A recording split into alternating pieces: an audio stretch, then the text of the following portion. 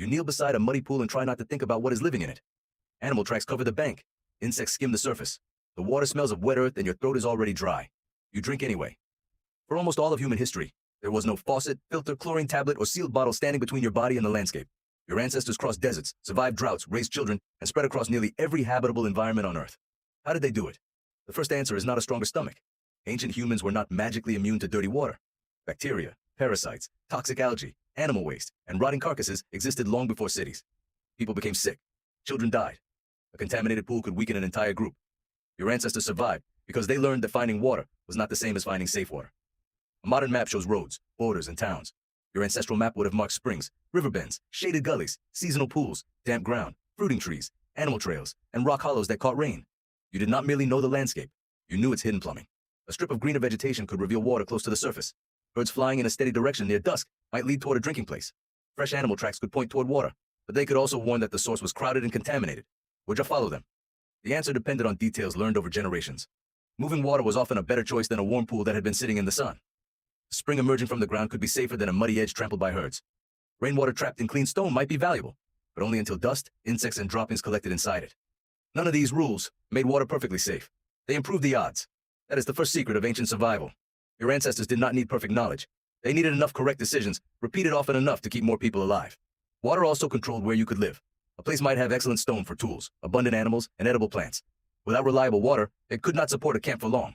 In a dry season, families gathered near permanent sources. When rain returned and temporary pools appeared, smaller groups could spread across a wider territory. Anthropologist Richard B. Lee documented this pattern during his research with the Juhuansi of the Kalahari. Living hunter-gatherers are not fossils from the Stone Age, and their societies have their own modern histories. But Lee's work showed how strongly water can organize movement, camp size, visiting, and food sharing. A waterhole was more than a place to drink. It was a calendar.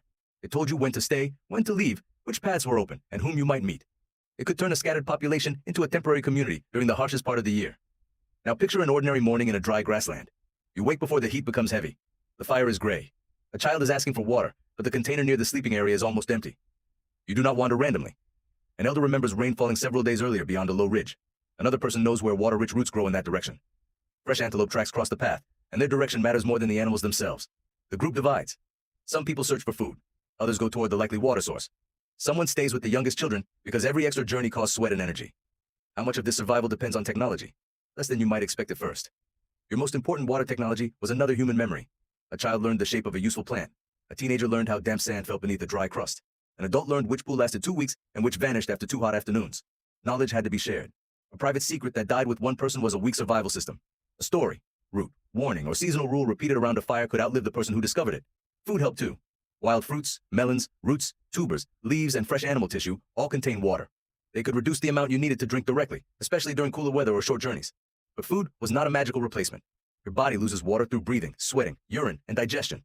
Heat and hard movement increased that loss. A long chase beneath the sun could become deadly even when edible plants were nearby. So timing became another tool. You traveled in the cool morning. You rested in shade. You avoided unnecessary effort during the hottest part of the day. You planned a return route around known water instead of trusting luck.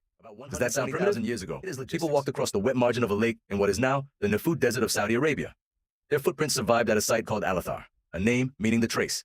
A team led by Matthew Stewart, working with Michael Petraglia and other researchers, found human tracks among the prints of elephants, camels, and other animals.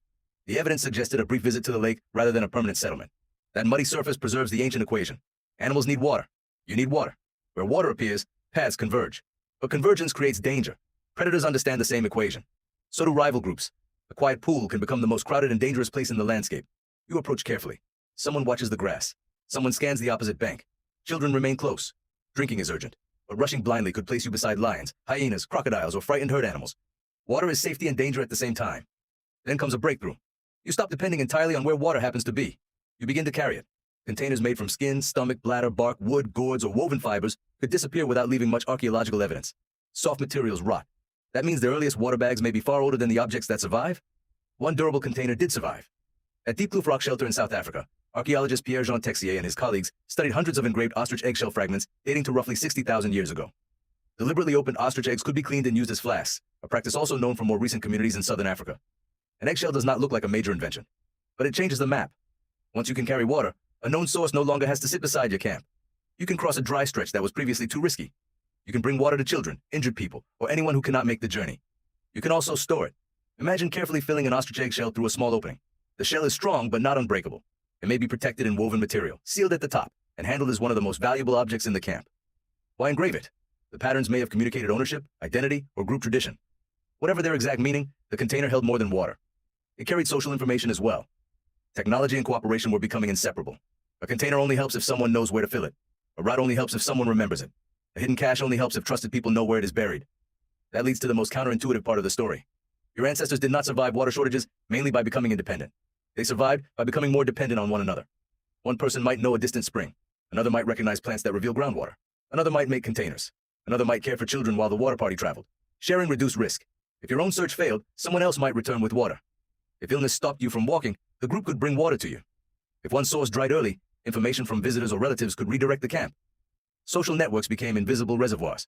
They stored knowledge instead of liquid. This did not make ancient life gentle. Water sources could become points of conflict, exclusion, or ambush. Groups could defend access. Drought could force dangerous movement into unfamiliar territory. Even cooperation had limits, but a person alone had fewer options than a person connected to many minds. Fire may also have helped, though the story is more complicated than the familiar advice to boil everything. Ancient humans controlled fire long before pottery, but boiling water efficiently requires a container that can tolerate heat, or a method such as dropping heated stones into a suitable vessel. Could they have done it? In some times and places, probably. Archaeology shows that heated stones and containers were used in later prehistoric cooking, and organic containers may have existed much earlier. But there is no reason to imagine every ancient camp routinely boiling every drink. Fuel costs time. Boiling costs time. Hot water must cool, and a mobile group may need to drink immediately. Instead of one universal purification method, your ancestors used layers of risk reduction. Choose a better source. Avoid obvious contamination. Collect fresh rain. Dig where cleaner water seeps through sand. Carry water from a trusted place. Move before a source fails. No layer was perfect. Together, they were powerful. Cloudiness. Your senses also played a role. Dead animals. Strange color or an oily surface could warn you away. Yet many dangerous microbes are invisible and odorless. Water can look clear and still cause disease. That is why experience mattered more than appearance. A beautiful pool could have a history of sickness. An ugly seep filtered through sand might be the safer choice. The person who remembered that difference held knowledge no glance could provide. This is where the phrase, clean water, becomes misleading. Ancient humans rarely had water that met a modern laboratory standard. What they often had was water ranked by risk. Better than that pool, fresher than yesterday, safer before the herds arrive, reliable only after rain. Survival happened inside those comparisons, not clean or dirty, safer or more dangerous. The same principle shaped human migration on a massive scale. People could expand into new regions when climate created chains of lakes, rivers, wetlands, and grasslands. When those corridors dried, populations retreated, became isolated, or disappeared from an area. Water opened continents. Then it closed them again. The Alathar footprints exist because northern Arabia was not always the desert you imagine today. During wetter periods, lakes and grasslands created opportunities for humans and large animals to move through the region. Your species did not conquer a permanently hostile wasteland through raw toughness. It followed temporary doors made of water. That may be the biggest correction of all. Ancient survival was not a daily battle in which fearless people defeated nature. It was a long education in noticing when nature briefly became generous and leaving before that generosity ended. Your ancestors watched clouds, soil, plants, animals, seasons, and one another. They made mistakes. They became sick. They lost people. But they also turned memory into maps, eggshells into canteens, camps into information networks, and seasonal movement into a survival strategy. Now look at the glass beside you. Clean water arrives without a journey.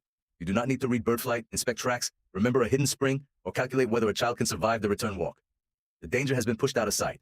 Pipes, pumps, reservoirs, filters, treatment plants, laboratories, and workers now form the social network that keeps you alive.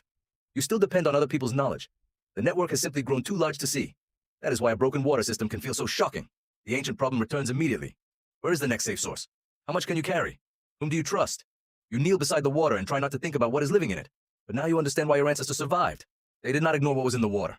They learned to read everything around it.